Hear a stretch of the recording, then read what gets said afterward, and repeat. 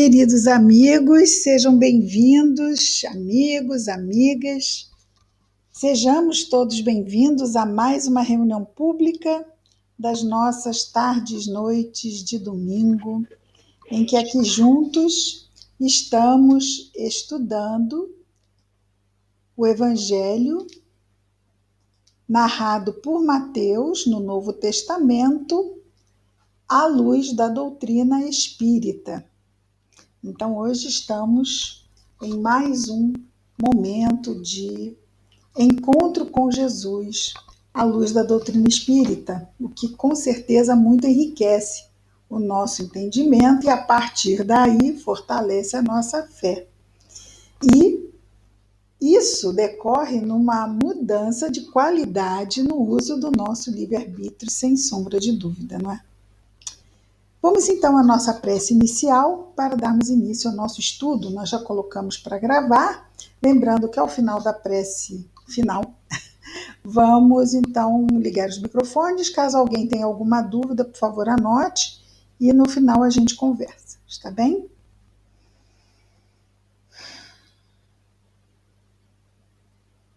Querido Jesus, Mestre amado, obrigado, Senhor, por mais esta oportunidade de aqui nos encontrarmos reunidos em Teu nome.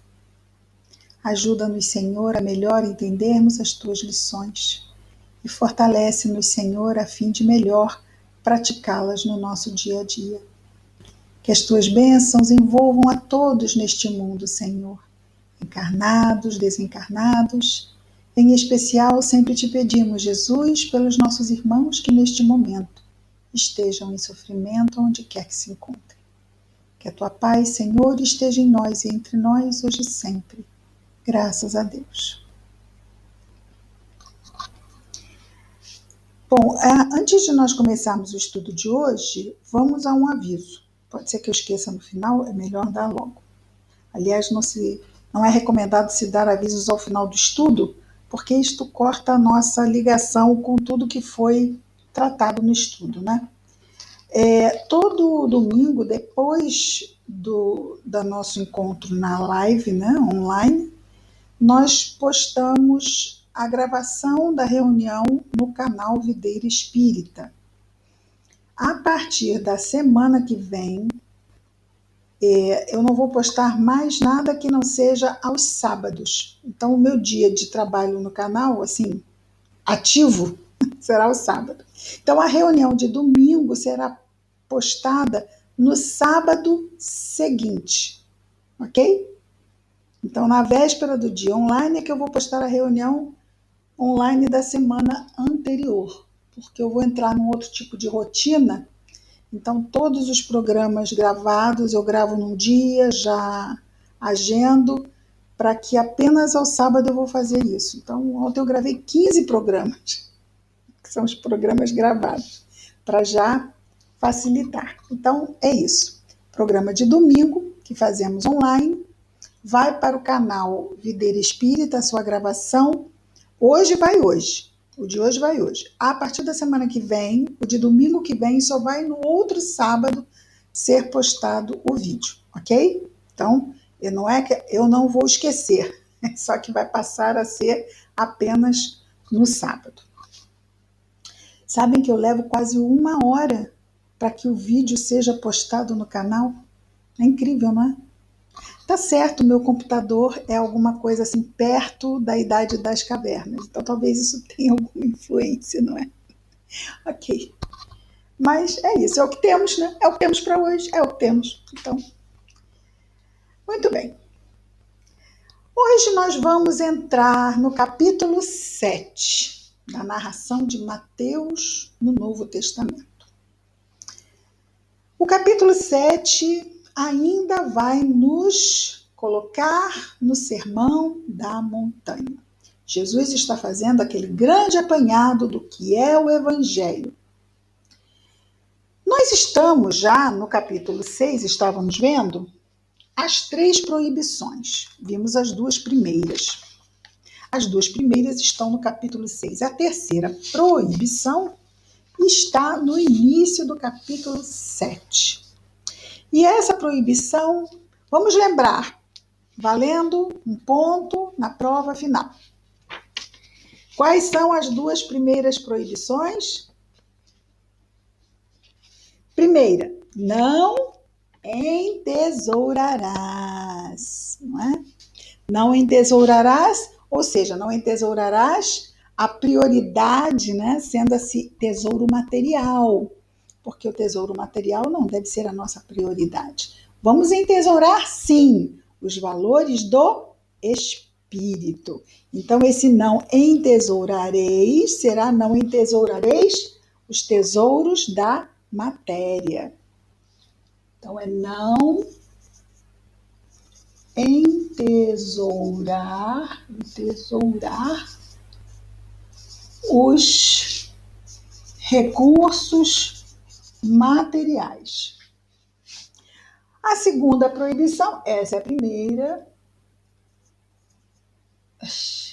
como letras, por que será? Proibições. Não entesourar. A segunda é não vos inquieteis. É a proibição da hora. Por quê? Quem não está inquieto com alguma coisa, não é? Então, não vos inquieteis. E a terceira proibição, não julgueis. Não julgueis. Lembrando que nós temos obras de justiça, nós temos, depois dessas 3 proibições, nós vamos ver 3 advertências. Mas proibição, nós vimos, é um termo forte, não é? É um termo forte. Porque são tendências muito fortes nossas. Nós temos tendências muito fortes em nos apegarmos às coisas materiais, em nos inquietarmos e em julgarmos, em estarmos muitas vezes muito atentos ao outro, ao que o outro está fazendo, se nós achamos certo ou não, errado ou não. E isto tem 2 problemas diretos. O primeiro problema direto é que eu estou investindo tempo no outro. Tempo esse, que vocês podem ver que eu botei tempo aqui com letra maiúscula. Tempo esse que eu deveria estar investindo em mim, não é? Estou eu investindo meu tempo no outro, quando eu deveria estar investindo tempo em mim. Então, é uma perda de tempo, porque esse tempo que eu estou investindo não vai fazer com que o outro mude. Não vai. Eu ficar dizendo que o outro está errado, já dizer para o outro, não faz com que ele mude, porque o outro só vai mudar se ele quiser mudar. Então, isso quer dizer que eu não posso falar nada? 2 situações eu posso falar. Primeira situação, alguém me pergunta o que eu acho, tá? Alguém que bebe muito. Quem não sabe nesse mundo os problemas que o álcool, o fumo, né? Tudo. Quem não sabe? Todo mundo sabe. Aí eu vou dizer, olha, para de beber, que isso te faz mal, procura o AA, procura não sei o quê. Qual é a tendência dessa pessoa? Que tá bem do jeito que ela tá. Quer dizer, ela não tá bem, mas para ela tá bem. Ela vai se afastar, porque aquela conversa a irrita. Se eu quero ajudar o outro, eu posso tentar ser sutil. Primeiro eu oro pelo outro, tento ser mais suave, porque você bater de frente com um problema que o outro não quer enxergar, vai afastar o outro de você. Porque ele vai se aproximar e dizer, não. Fulana, eu chego perto, já começa, eu não tenho problema nenhum com álcool. Ela vive dizendo que tem problema com álcool, e eu não tenho. Mas vamos imaginar que esta pessoa pergunte, fulano, você acha que eu estou bebendo muito?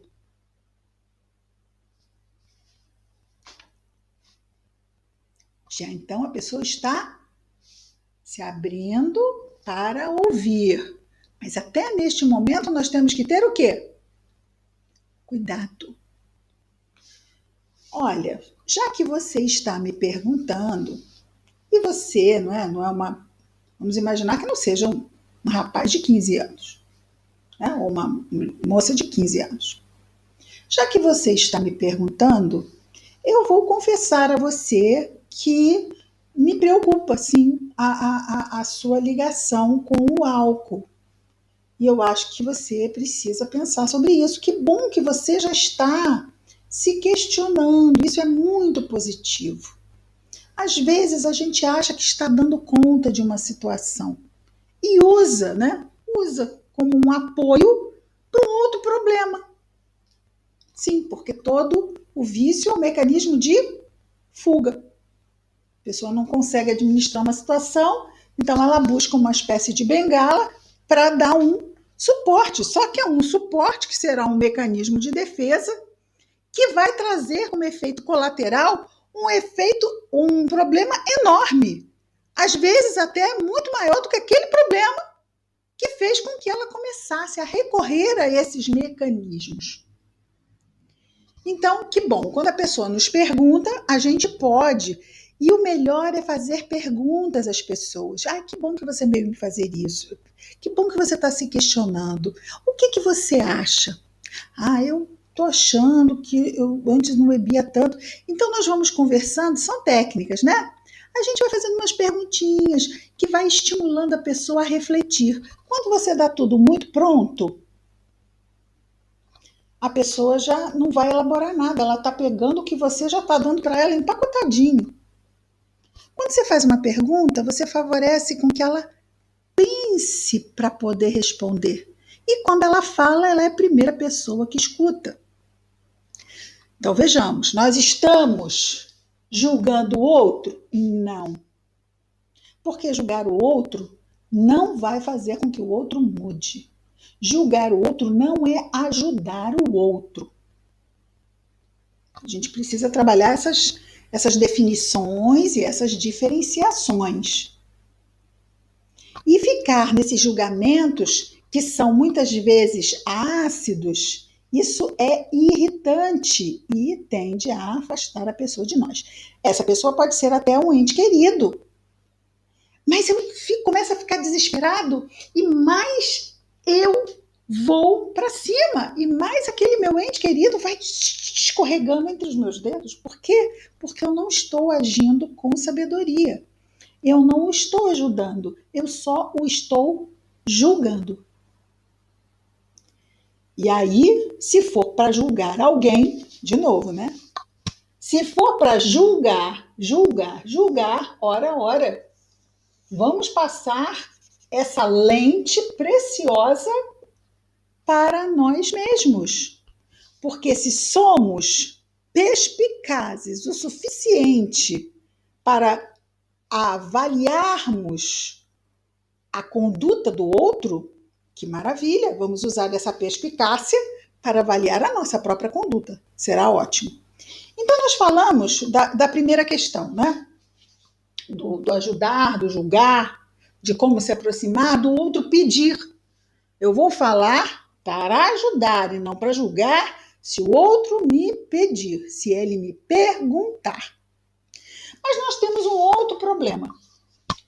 Qualquer coisa que venha partir, mesmo que eu não fale, mesmo que eu não fale. Porque o tempo que eu invisto também é mental, não é? Eu posso não abrir a minha boca e ficar ali, porque o outro isso, porque o outro aquilo, e porque não sei o quê, e porque não sei das quantas. De novo, eu não estou falando em voz alta, mas eu estou investindo o meu tempo no outro. De uma forma, no outro, de uma forma inútil. Nem o outro se beneficia, nem eu.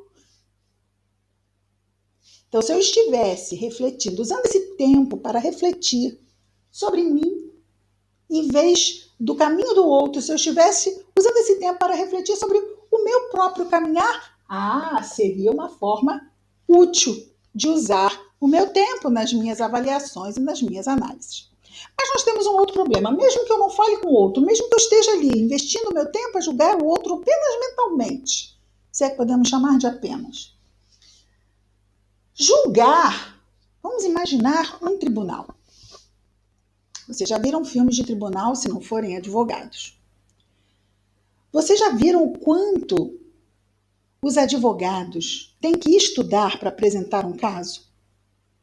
O quanto eles têm que saber de todas as variáveis que cercam e que estão incluídas naquele caso?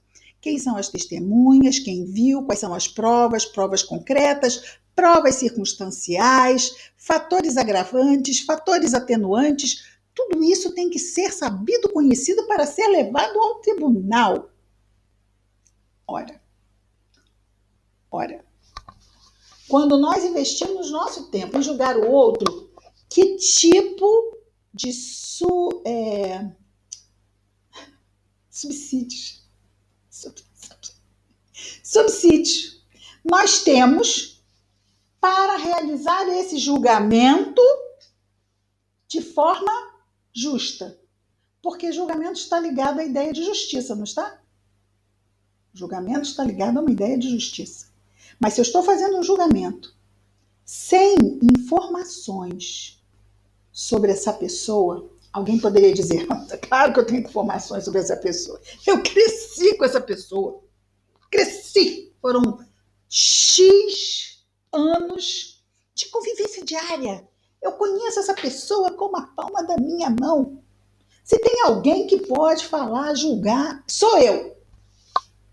Olha o equívoco. Ela sabe da última semana de vida dessa pessoa e ela acha que conhece a vida da pessoa toda. Porque nós não somos espíritos imortais?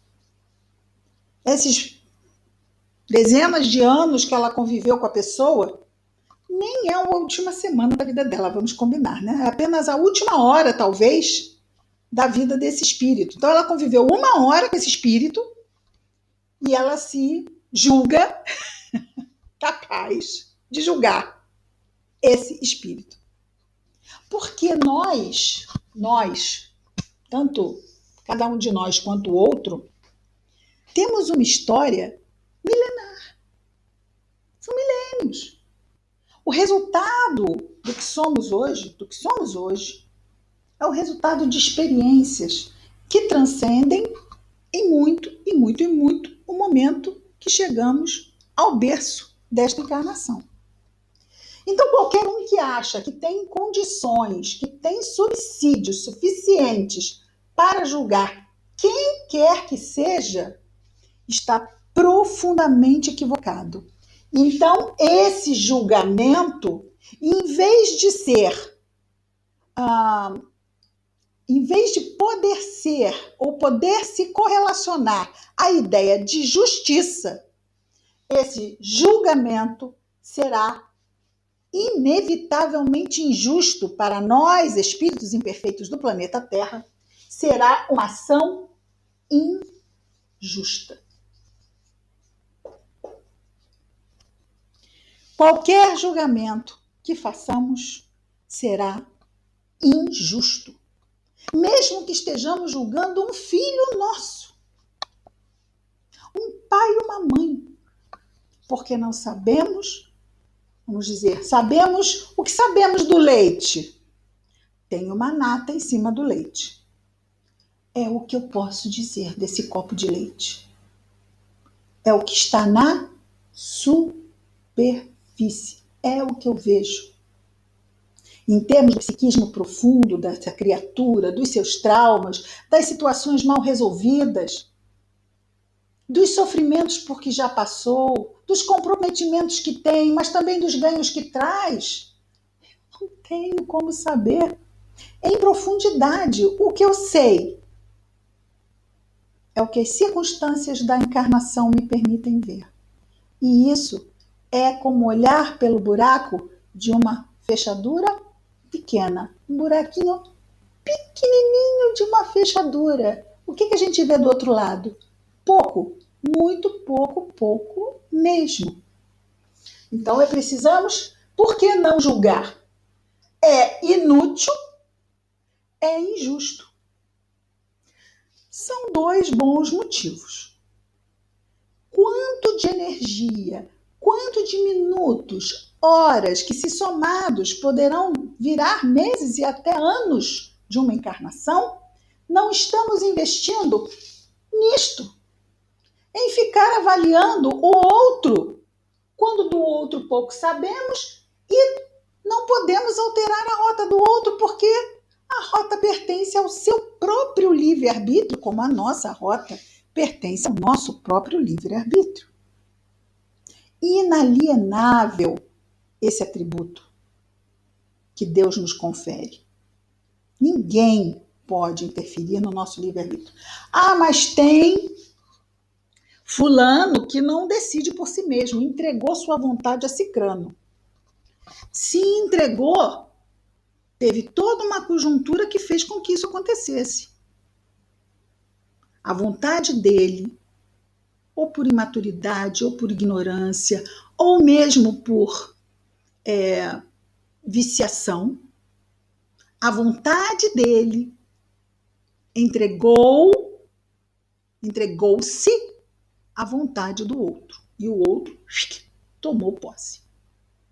Porque o que não falta é gente ainda num mundo de provas e expiações para se oferecer para tomar posse do livre-arbítrio alheio, não é mesmo? Sabe aquela história, fulano come na palma da minha mão? Esse tipo de pessoa que, se puder, toma posse do livre-arbítrio do outro. De novo, é inútil, é injusto e é tão comprometedor que, se a pessoa soubesse, a pessoa que faz isso, que tenta e que às vezes consegue dominar outras criaturas, o quanto ela está trazendo de comprometimento e de dores para o seu futuro, se ela soubesse, ela, se fizesse, ela pelo menos ia pensar mais um pouquinho se ia fazer isso mesmo. Vamos começar o capítulo 7? O que vocês acham? Uma boa ideia. Vamos lá. Diz Jesus então: não julgueis para que não sejais julgados. E aí, Jesus já nos levanta a questão do isso é injusto. Isso é injusto. O outro vai me julgar. Aí, quando o outro vier me julgar, eu vou dizer, mas isso é injusto. Mas se é injusto que o outro me julgue, é igualmente injusto que eu julgue o outro. Então, se eu não quero ser julgado, né? Então, que eu também não faça e também não julgue. Mas se assim eu decidir fazer, Jesus avisa: não julgueis para que não sejais julgados, pois com o juízo com que julgais, sereis julgados. E com a medida com que medis, sereis medidos. Por que vês o cisco no olho do teu irmão e não percebes a viga no teu olho? Ah, mas agora ficou fácil responder isso, não ficou? Eu vejo o cisco no olho do meu irmão porque eu não me percebo. O meu foco, a minha atenção está no outro. Então eu falo, olha, outro, você tem um cisco aí no seu olho. E não estou percebendo Porque se eu perceber a trave no meu olho, eu vou ter que fazer alguma coisa, não vou? Porque eu sei que eu não posso mudar o outro. Eu sei que eu só posso me mudar. É muito mais cômodo ficar percebendo o outro, porque no outro eu não tenho responsabilidade. Eu só estou dizendo, ó, você está com problema, hein? Ó, ó. E lavo as minhas mãos. Mas quanto a mim, eu tenho poder sobre mim. E eu sei disso. Então, se eu ficar tomando muita consciência do que eu tenho para fazer, não tem um ditado que diz que a ignorância é uma benção? Porque a partir do momento que eu sei, eu sou chamado pela minha própria consciência a fazer alguma coisa. Eu estou vendo. Eu estou vendo. Então vamos ver que aqueles mecanismos de defesa têm os mecanismos de fuga, têm os mecanismos de evitação. Para eu evitar de me olhar, eu olho o outro. Para eu evitar de ter que trabalhar as minhas limitações, eu fico vendo quais são as limitações do outro. O que eu estou fazendo? Perdendo tempo. Só. Por quê? Já vimos que é inútil ficar tentando mudar o outro. E eu estou adiando o trabalho que eu vim fazer aqui. Eu reencarnei, não foi para mudar ninguém. Amar o próximo como a si mesmo não é ficar pegando uma abridor de lata, como se o outro fosse uma lata que eu tivesse a abrir e mexer lá dentro e consertar. Ajudar o outro é estender a minha mão fraterna caso o outro necessite e a busque, venha buscá-la. Eu estou com a mão estendida. Eu não vou lá e obrigo o outro a aceitar a minha mão. Isso não é caridade. Isso é violência. Então eu estendo a mão, eu ofereço a mão. Eu indico ao outro que a minha mão está estendida. Mas eu não obrigo o outro a pegar na minha mão. E não maldigo o outro porque ele não aproveitou a oportunidade caridosa da minha mão estendida. Isso também deixou de ser caridade.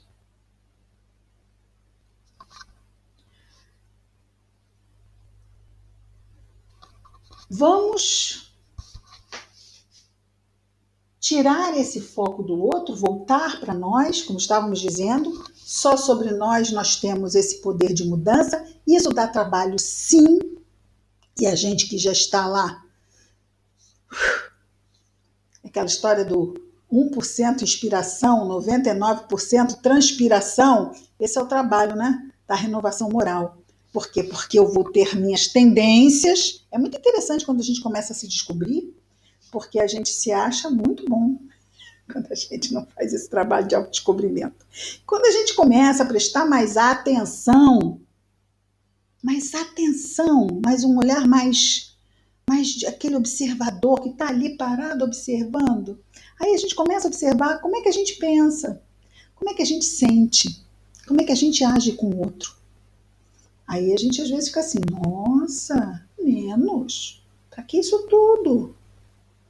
Né? E a gente começa meio que a, finalmente, muito abençoado, quando a gente começa a estabelecer essa relação riquíssima de nós conosco mesmo. Quando Jesus nos lembra a máxima, amar o próximo como a si mesmo. Então, para eu amar o próximo, eu tenho que amar a mim mesmo. Amar a mim mesmo, o amor, não é um traço de união? Amor é traço de união, não é? Então, o que é amar a si mesmo?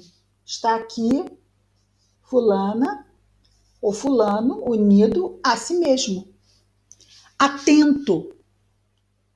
Lembra aquilo que nós falamos de fazer perguntas? Que é um bom meio de fazer refletir?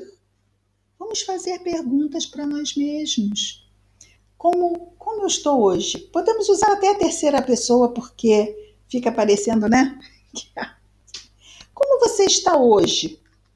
Marta, como você está hoje? Pergunta Marta. Aí a Marta responde, não tô muito bem não tô meio assim, mas o que foi que aconteceu? Aí a Marta fala assim, ai, não sei, fulana me olhou com aquele olhar meio borocochô, fiquei com receio daquele olhar. Ah, então vai lá perguntar se aconteceu alguma coisa, quem sabe, né? Houve um mal-entendido. Ah, você acha mesmo? Ah, eu acho uma boa ideia, né? Diálogo é uma coisa legal. Ah, tá aí, gostei. Isso não é maravilhoso? Porque a gente faz isso com qualquer amigo nosso, não faz? Se um amigo chegar dizendo isso, a gente vai falar isso. Mas você já foi lá perguntar? Às vezes não é nada, a pessoa estava pensando em outra coisa e você trouxe para você. Às vezes pode ter sido alguma coisa que aconteceu e você não percebeu. É bom ir lá conversar, perguntar. Ah, uma boa ideia. Se eu faço com um amigo, por que eu não faço comigo? Por que eu não faço isso comigo? A gente vai desenvolvendo essa capacidade de diálogo interno e a gente vai se enriquecendo com a nossa própria presença, com a nossa companhia, com a nossa amizade conosco mesmo, com a nossa parceria, tudo que a gente gosta de ter no outro, a gente começa a perceber que a gente também pode ter com relação a gente mesmo. E isso é maravilhoso. A gente deixa de ter essa dependência, porque não posso ficar sozinho, não posso ficar sozinho. Porque quando a gente não tem ninguém do lado, se a gente não tiver esse traço de união com a gente mesmo, nós estamos realmente sozinhos, sem a gente, sem ninguém, nem nós. Então parece que a gente fica catando alguém. Quando a gente começa a ficar amigo da gente mesmo, passa a ser uma solitude harmoniosa, feliz. Porque nem sempre a gente vai ter pessoas ao nosso lado. E esses momentos precisam ser felizes. Por exemplo, quem aqui vai ao cinema sozinho? Boa pergunta, hein? Ah, Ana Vanessa. Ana Vanessa vai ao cinema sozinha. É uma coisa legal. Tem pessoas que falam, mas de jeito nenhum, uma coisa assim. Vamos pensar. Ir ao cinema sozinho, levar sua melhor amiga ao cinema. Quem é sua melhor amiga? Ah, eu gosto de ver sei lá, aquele tipo de filme que é filme espiritualista, né? E eu não tenho, às vezes, ali na minha casa, assim, quem tem essa pegada. Aí só por causa disso não vou. Ah, esqueci de animar, de ir, fiquei sozinho. Mas vamos lá, vamos levar a amiga para o cinema. Amiga, vamos ao cinema? Ui, demorou. Vai ter pipoca? Vai ter pipoca. Então, vamos lá. É muito divertido, mas a gente tem que entrar nesse campo de ideias, de estabelecer essa relação afetiva conosco mesmo. Lembra que nós falamos desse passado lá de trás? Vocês lembram? Nós somos espíritos no mundo de provas e expiações, não somos? O que isso quer dizer? Fizemos coisas iluminadas no nosso passado? O que vocês acham? Vocês estavam do lado do que vamos salvar todo mundo, do lado que dizia vamos tacar fogo na aldeia, né? Ah, 1000 anos atrás, né? Aquela coisa. Então o que acontece? Nós temos um passado e muitas vezes nós, espíritos imortais, estamos meio de mal com a gente. Por quê? Porque nós nos julgamos aquela personalidade de 1000 anos atrás. Como que eu pude fazer isso? Como eu pude fazer isso? Como eu pude fazer aquilo? Como eu pude, podendo, errando, livre-arbítrio. Se Deus nos abre portas para prosseguirmos, nos oferece reencarnações, planejamentos reencarnatórios, mentores para nos acompanhar, recursos imensos. Por que nós é que vamos ser a pedra de tropeço do nosso próprio caminho? Mas isso acontece muito. Pessoas com sentimentos de culpa que não sabem de onde vem. Pessoas com baixas autoestimas que não sabem de onde vem. Muitas vezes vem de uma qualidade de relacionamento, de intra-relacionamento, de relacionamento consigo mesmo, pífia, péssima. Porque erraram. Mas quem não errou? Estamos todos nós na condição de espíritos imperfeitos. Então, todos nós temos o nosso passado clamoroso de erros. Mas estamos hoje aqui para fazer melhor. E se temos a consciência que estamos aqui para fazer melhor, vamos abraçar a oportunidade. Porque quando a gente começa, mas esses são processos inconscientes, mas estamos percebendo. E se estamos percebendo, temos condição de trazer esses processos à nossa consciência. Não que a gente vai saber onde foi, com o que eu fiz.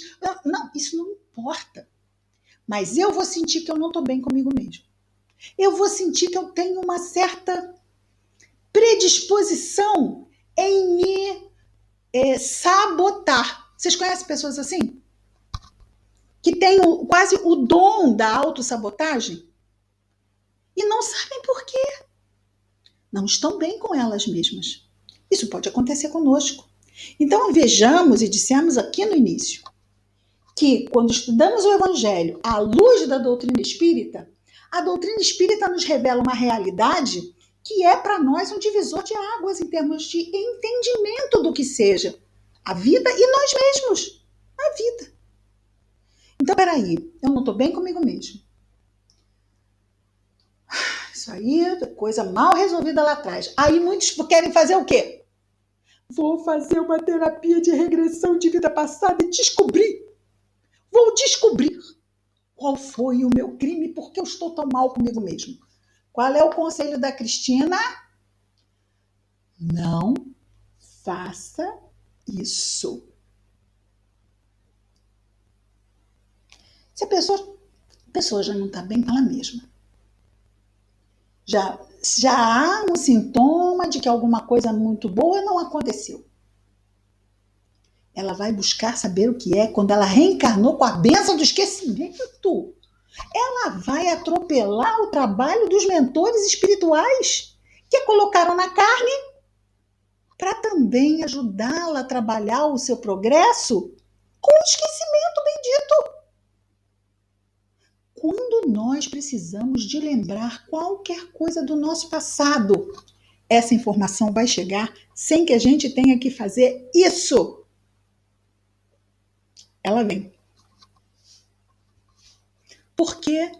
Porque se for útil, e se nós estivermos preparados, os próprios mentores vão nos dar a conhecer. A forma mais fácil disso se dar é através de sonhos. E aí não ficamos abalados, porque muitas vezes não trazemos a memória emocional da lembrança.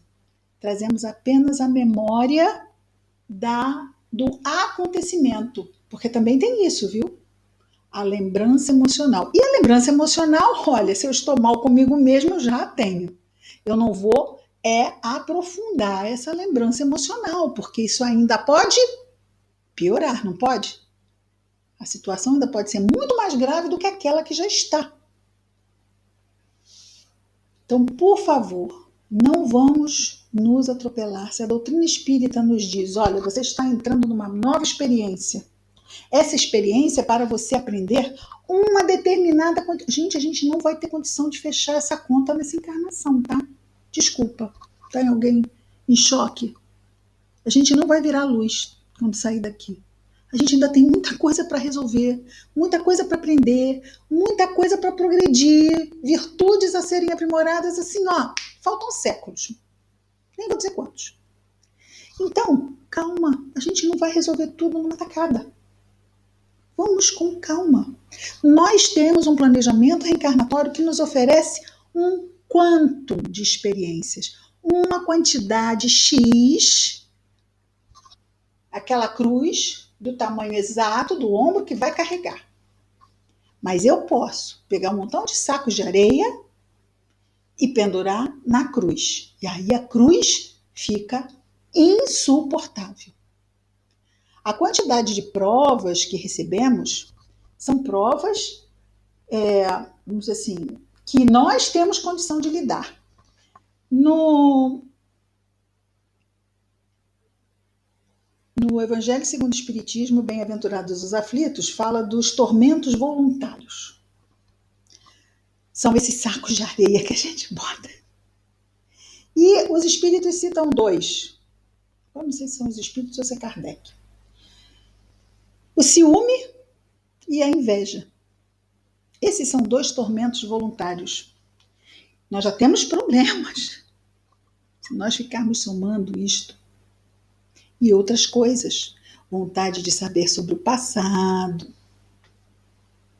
Isso pode nos problematizar ainda mais. Não aprofundarmos o que realmente somos. Porque o melhor entendimento do que nós somos, dos espíritos imortais que somos, do processo de progresso que nós estamos inseridos, isso tudo nos ajuda a pegar mais leve com a gente mesmo. Peraí. Eu sou um espírito imperfeito, errei pra caramba, fiz coisas horríveis, mas eu sou um espírito imperfeito. Que bom que hoje eu estou arrependido, seja do que for, que eu não sei, mas eu quero ser uma pessoa melhor. Hoje eu não sou capaz de matar, não sou capaz de roubar, não sou capaz de coisas XYZ. Que bom! Eu quero ser uma pessoa melhor. Olha que maravilha! Então, se eu já tenho conhecimento disso, se eu já assumo conscientemente esses meus propósitos, por que o chicote na mão? Porque tem muitas pessoas que parecem que têm um chicote na mão e que vivem a se punir e se penitenciar. E isso também não ajuda nada. Ah, porque tem uma coisa interessante, né, gente? O que vem depois do julgamento, hein? A sentença. Não é isso? Todo julgamento não acaba com uma sentença? Pode ser que a pessoa seja inocente ou culpada, não é isso?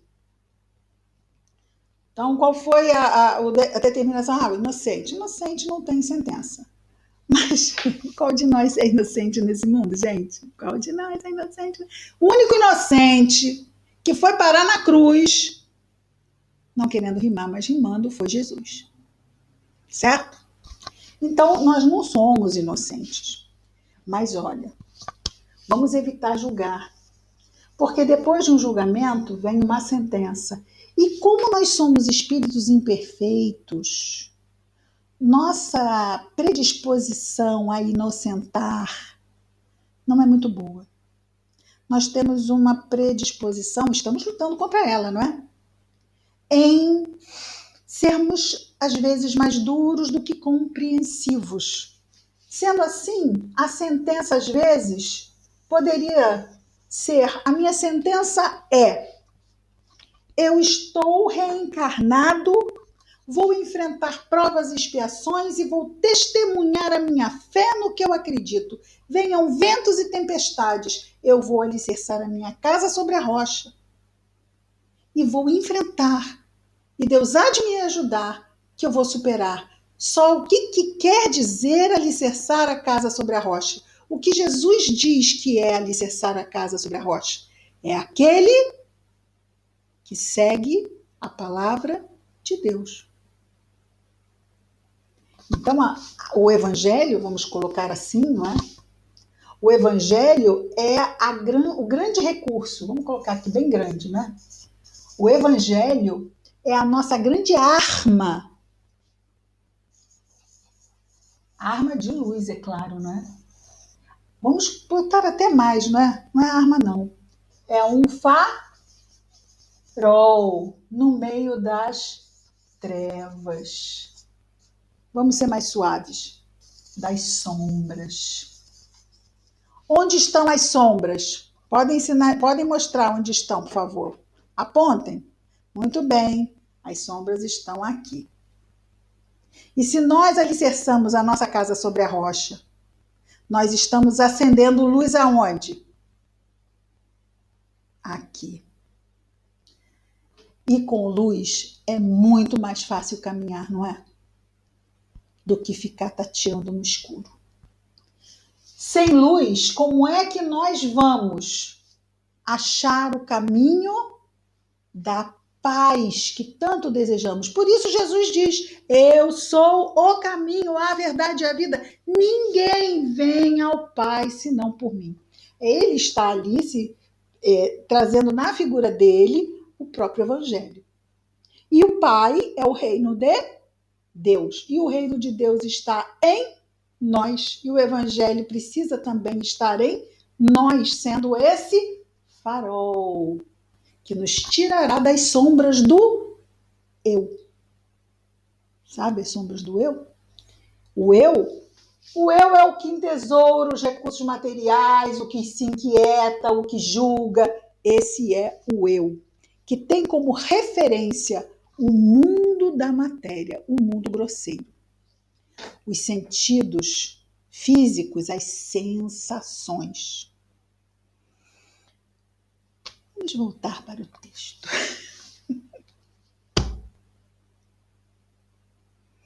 Nós já terminamos o versículo 2, pergunta que não quer calar. Pois com o juízo com que julgais sereis julgados, e com a medida que medis sereis medidos. Ah, já vimos sim. Porque vês o cisco no olho do teu irmão e não percebes a viga no teu olho. Ou como dirás a teu irmão, deixa que eu retire o cisco do teu olho, e eis a viga no teu olho. Hipócrita de Jesus, retira primeiramente a viga do teu olho, e então, só então, verás em profundidade para retirar o cisco do teu irmão. Retirar o cisco. Vejamos aqui. Quando a gente retira a trave do nosso olho, voltando aqui, já estamos em outra condição, não estamos? Imaginemos um espírito que não tem trave nenhuma no olho. Esse espírito tá, ó, não tá? Já tem luz nele? Já tem? Ah, já. Ah, não tem cisco, não tem trave.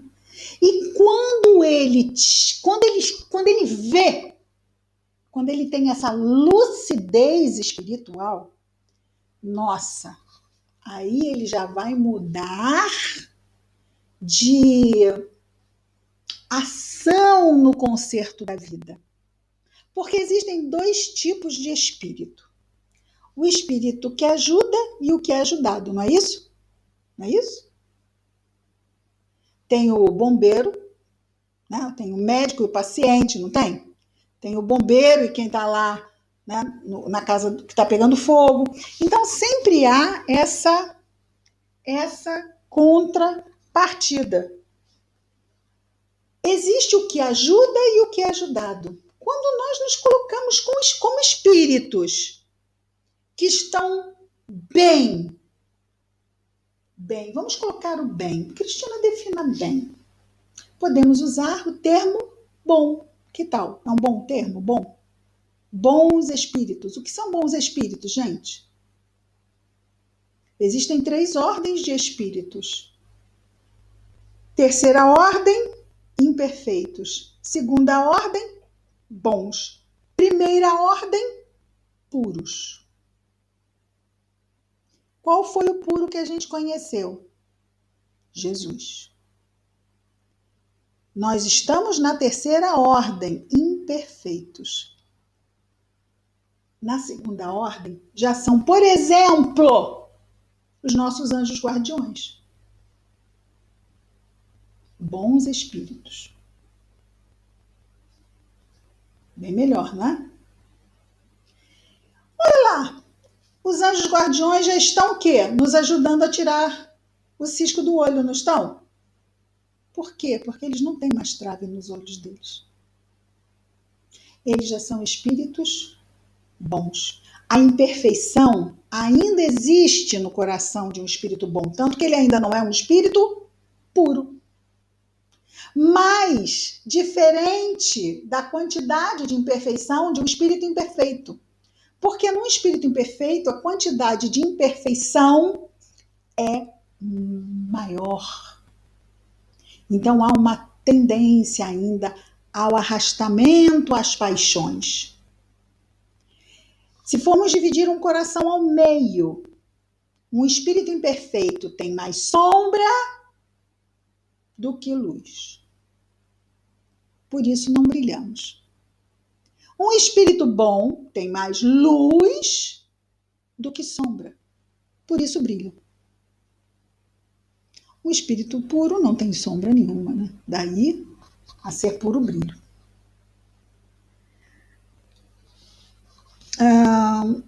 Retira primeiramente a viga do teu olho, e então verás em profundidade para retirar o cisco do olho do teu irmão. Ah, nós sabemos, só quem pode retirar efetivamente o cisco é o próprio, não é isso? Mas o que nós recebemos de ajuda. Sabe quando alguém, imaginemos num jogo de vôlei, Renato, um jogo de vôlei. Alguém chega para o levantador e bota a bola pro que vai dar o saque, ou o bloqueador, bota a bola num lugar já assim que ele. É só finalizar. É só finalizar. Muitas vezes é isso que acontece na nossa vida. O amparo que recebemos é esse. Mas mesmo assim, podemos não finalizar, não podemos? Isso é para nos dar a ideia de como nós somos ajudados. Não deis o que é santo aos cães. Lembra que a gente não deve investir o nosso tempo com quem não tem condição de aproveitar? Lembram disso? O tempo é muito precioso, vocês não acham?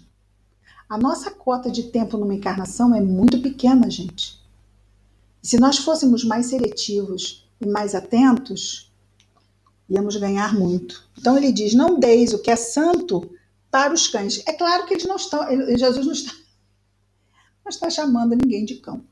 Ele só está mostrando que não faz sentido você dar uma coisa valiosa àquele que não dá valor. Um cão vai dar valor a uma coisa santa, gente? Não, um cão é um fofo, mas não entende essas coisas, certo? Nem lanceis vossas pérolas diante dos porcos. Quem é que vai jogar pérolas aos porcos? Não vai, não é? É a mesma coisa. O tempo são pérolas, é uma para nós. Então nós precisamos ter muita atenção sobre isso. Para que não venham a pisá-la os porcos com seus pés e, voltando-se, vos despedacem. Ainda tem isso, não tem? Então não adianta a gente querer fazer caridade quando não há condições que a gente avalia assim, olha, gente, não dá, não tem condição. Não há ali nenhum espaço para que o bem se apresente. Ainda não há. No livro dos Espíritos está muito claro: o mal cansa. Mas cada um que estiver endurecido no mal vai ter o seu momento de se dar por vencido, quando você realmente está cansado de dar murro em ponta de faca. A figura seria essa: o mal cansa. A pessoa chega uma hora que não aguenta mais dar murro em ponta de faca. Nesse momento é que as coisas vão mudar. Não antes. Então a gente tem que ter cuidado. Tem um livro, Ação e Reação, se eu não me engano, exatamente, que fala de um posto de socorro num ambiente do invisível, muito de baixa vibração. E esse posto de socorro tinha muitos sofredores em volta, mas eram sofredores, alguns inclusive com forma animal, não é? Aquelas que são espíritos, mas a mente muda a forma. E aí é perguntado ao mentor por que eles não eram acolhidos para dentro do posto de socorro, para serem socorridos dentro do posto de socorro. E ele diz algo assim: acolher esses espíritos dentro do posto de socorro seria a mesma coisa que permitir a entrada de feras de feras vorazes, de feras selvagens, dentro de um templo cheio de pessoas a orar. Dá uma boa ideia para a gente, não dá? Desse tipo de prudência que se deve ter, de bom senso. Hoje nós vamos ficar por aqui. Estamos terminando, então, as 3 proibições. Ao final do versículo 6. Na semana que vem, começamos com o versículo 7 aqui do nosso capítulo 7, já com as 3 advertências. Lembrando, para quem chegou depois, né? Temos 20 pessoas agora. Lembrando para quem chegou depois que o vídeo de hoje estará sendo postado hoje no canal, mas a partir da semana que vem, os vídeos de domingo serão postados no canal Videira Espírita do YouTube apenas aos sábados, no sábado seguinte, porque nós temos outros programas do canal Videira e vamos trabalhar todos os vídeos e tudo que tiver que ser feito, inclusive as postagens ao vivo, no sábado e apenas no sábado.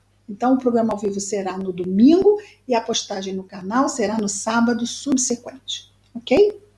Vamos fazer a nossa prece final e depois vamos ligar aqui os microfones. Querido Jesus, Mestre amado, obrigado, Senhor, pela bênção do Teu Evangelho em nossas vidas. Ajuda-nos a estarmos atentos a acender este farol nas sombras que ainda temos em nós, Senhor. Abençoa-nos a semana, abençoa todo aquele que a providência divina permitir se aproxime de nós. Abençoa toda a humanidade, Senhor. Obrigado por tudo, Jesus. Graças a Deus.